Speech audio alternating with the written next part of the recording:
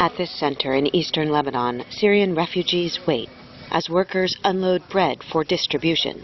Bassam Kaza, who runs the center, says they depend almost entirely on private donations.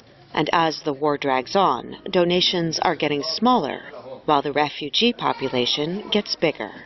I feel sorry because, see, we have here, very serious problems. And this serious problem, and nobody taking care of it. For example, we have a lot of women don't have, any support. Down the road, at an abandoned building, 5 Syrian families are camping out.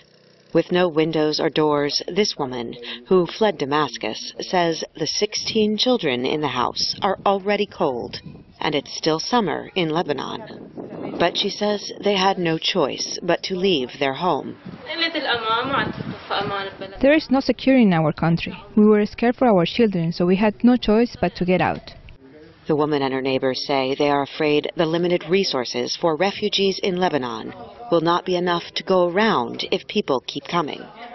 Aid workers say newcomers have been pouring across the nearby border since U.S. President Barack Obama said he wants airstrikes on Syria to punish the regime for an alleged chemical weapons attack that the United States says killed more than 1,400 people last month.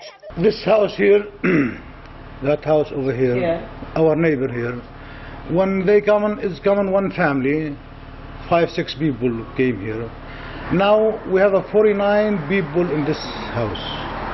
Khalid says officials have responded by refusing some people entry at the border, and that many villages in Bekaa now have more refugees than residents. Refugees say border crossing is easy, but they complain that more and more people are being turned away. They hope their relatives come soon, they add, before it gets even harder.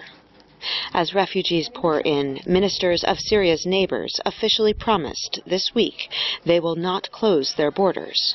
But along with the United Nations, they issued an urgent plea for more international help.